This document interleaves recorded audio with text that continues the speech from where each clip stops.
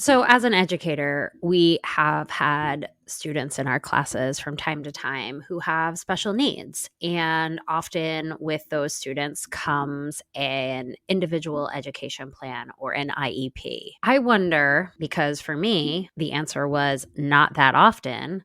I wonder how often you engage in conversation with the student in the IEP about the accommodations for them. Like I said, it wasn't something that I had done that often. But when Kalina shared how having those conversations and monthly check ins with her educators and her teachers would have helped her in accessing her education, it got me thinking that these documents are not just a piece of paper with rules and requirements that I need to follow. It's a living agreement between me, the educator, and the student that needs these accommodations to access their education. I learned a lot from Kalina, and I hope you listen to Kalina's advice and think about how her experience could apply to the students that are in your classrooms. If we leave the door of our locks, imagine what they could do. Welcome to the podcast Education Unimagined, where we give students an opportunity to share their voice in a system where often their voice is unheard. I ask them to share their experience and advice on how we can improve the experience for everyone. I want to thank you, Kalina, for joining me today on my podcast, Education Unimagined. I am excited to learn about your experience in school and some of the struggles and successes you had. Why don't you start by sharing who you are and what we need to know about you? Thank you so much for having me. I'm excited to be here, and I love talking about education. I am a deaf life coach for young entrepreneurs and also for those who have a disability. I know a lot of people ask me if I can assist them, even though they don't have a disability, which is fine. However, my age group, age 15 to 35 years old. I am a speaker, and as well, I'm an author.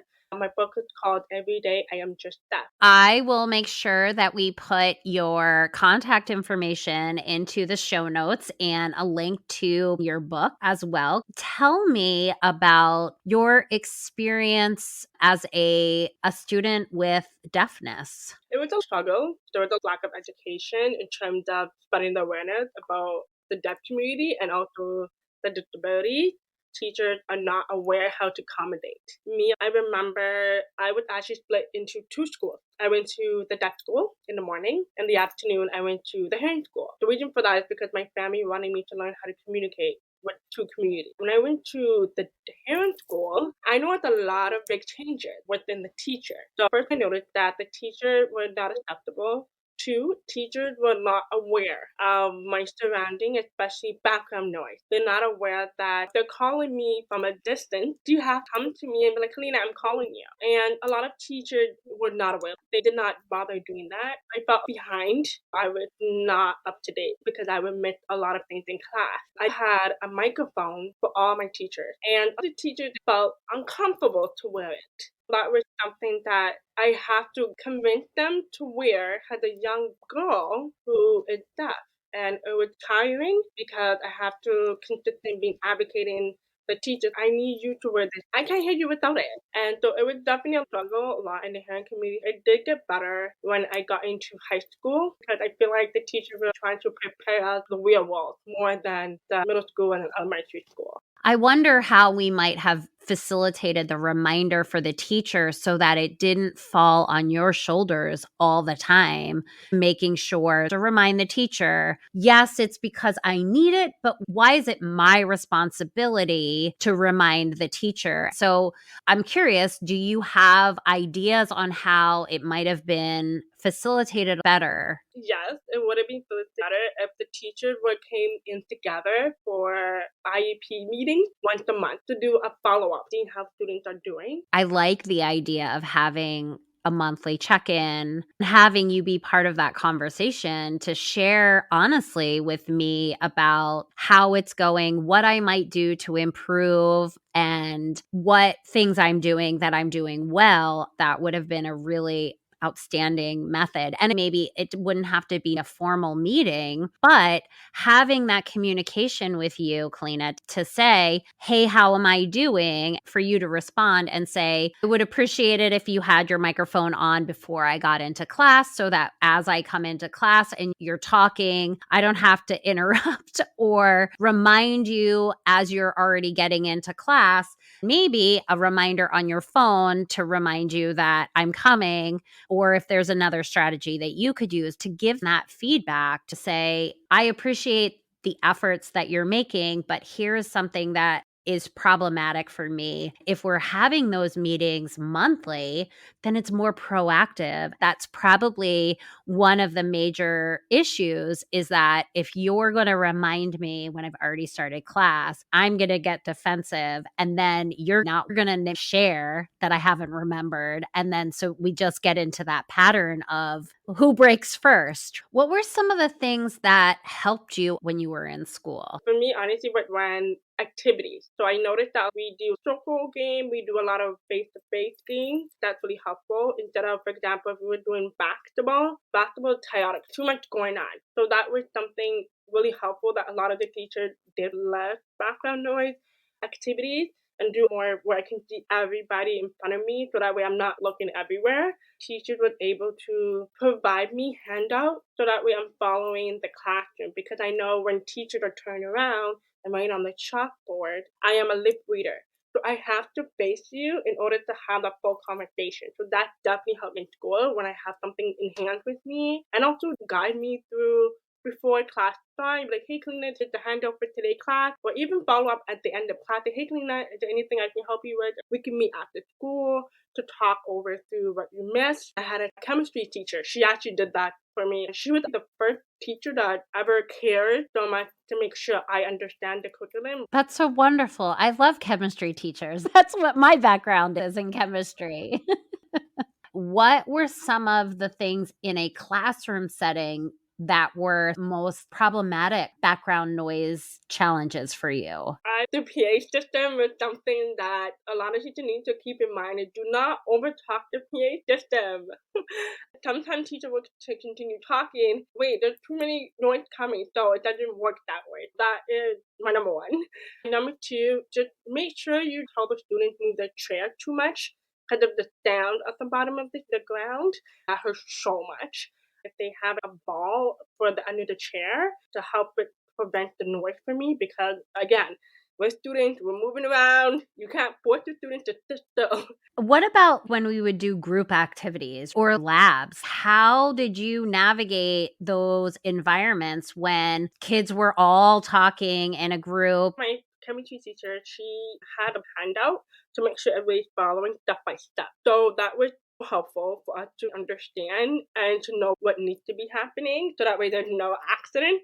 Because I'm able to pick my friends, I can rely on them to help me and so that they can communicate with me. If you are a teacher who wants to pick a random group, just make sure that whoever the student is in the group with is someone that could provide support with them, knowing that you may be around in the classroom. Those are great ideas. Talk about how you persevered and drove yourself and developed your success to be where you are right now. How did you get to being this successful entrepreneur who is helping others navigate these challenges in their lives? I find the right support system. When I was growing up, I had difficulty finding the right friend and trying to fit in. I think we all have that.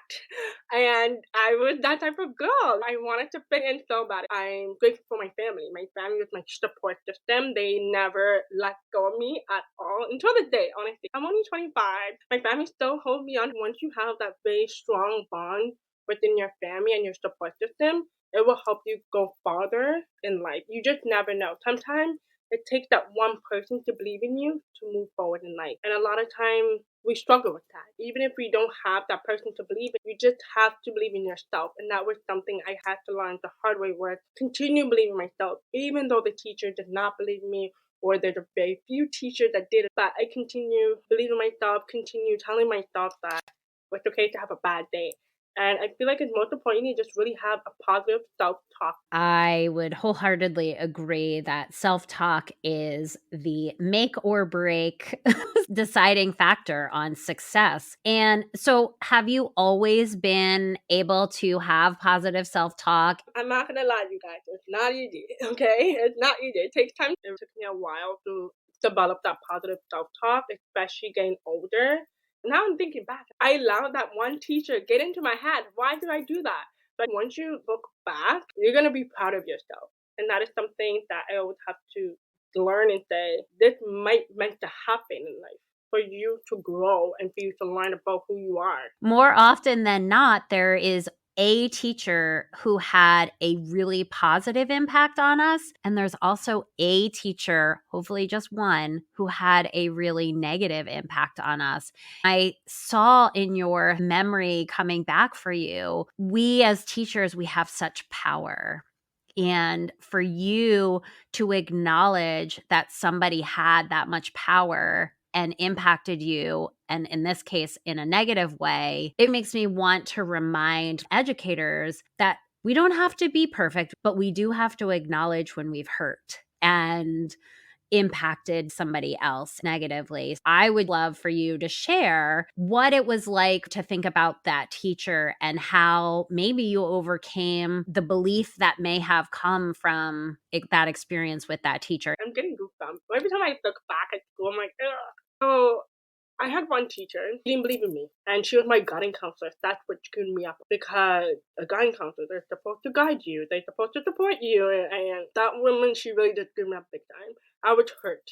She made me broke that self-esteem I had within myself. I felt like I was not worth graduating on time. I was not worth applying for post-secondary. She actually forgot to put my grades in for college and university, and I didn't get accepted. That broke me. Wow, had me thinking, now looking back, maybe she meant to hurt me, but maybe this was a lesson for me to learn and realize that not everybody's going to believe in your dream. You have to fight for your dream. To think about how one tiny mistake, whether it was intended or not, changed the course of your life. When we think about not believing in a kid or making a decision about somebody because they did this behavior in our class and we decided this is who that person is, how much of a ripple effect that can have. Just think about the teacher or the teachers who positively influenced you and the negatively influenced you. You carry that,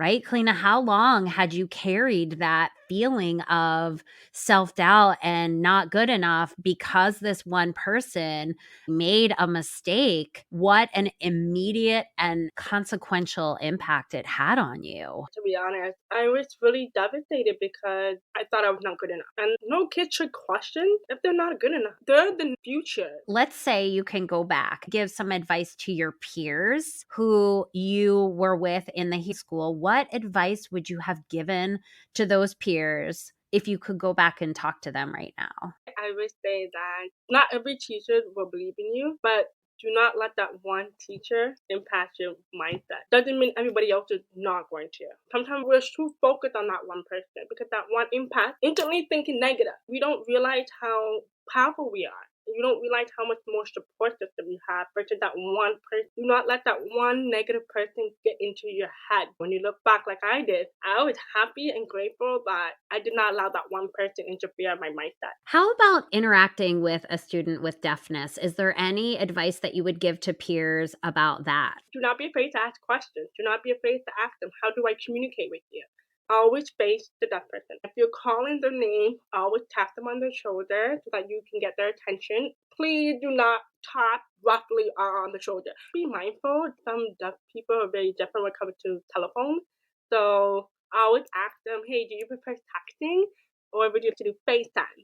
I highly recommend to do FaceTime because it's face to face. They can see your lip reading instead of telephone. I do appreciate you saying not to tap aggressively because I think that people often assume that if I can't get your attention verbally. I have to aggressively let you know that I'm trying to get your attention. I know we've talked a lot about teachers, but specifically, what would you encourage teachers to do in terms of thinking about you as a person and a member of a large class? I would be cautious the how many students you have, and number two, if you're in a large classroom, do not assume that you can just have a special seat for that person. Please do not do that. I noticed the teacher, I think we were in a gym, she literally said, "Clean, you're sitting right there." And I said, "What?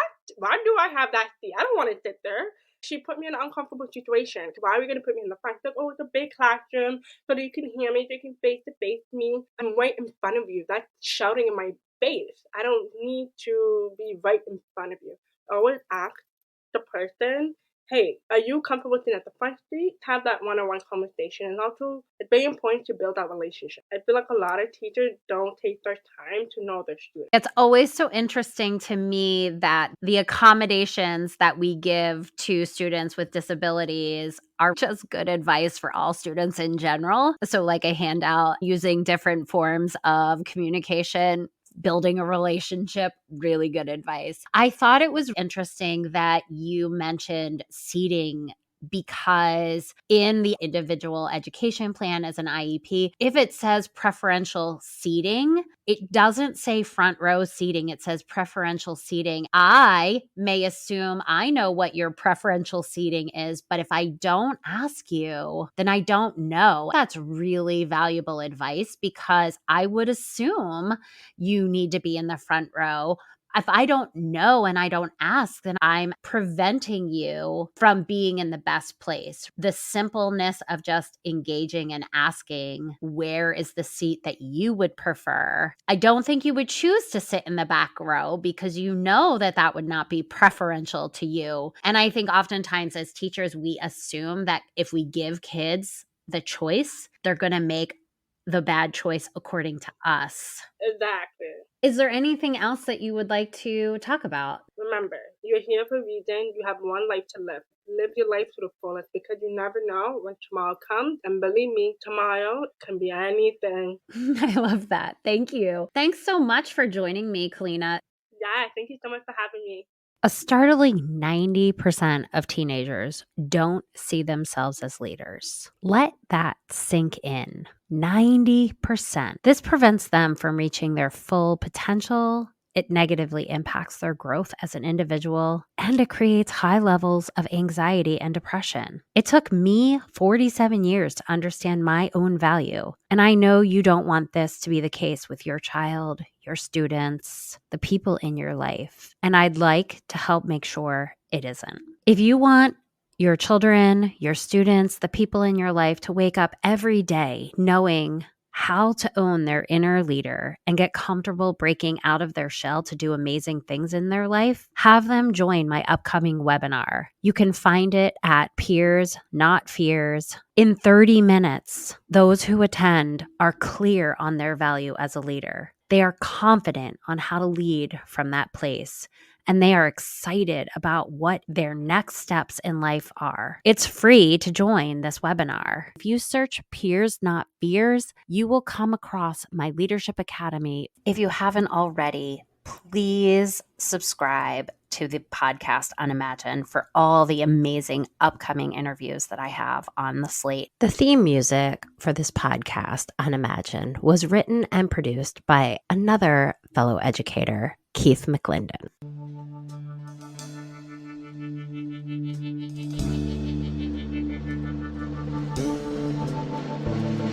If we freed the door of our lost, imagine what they could do.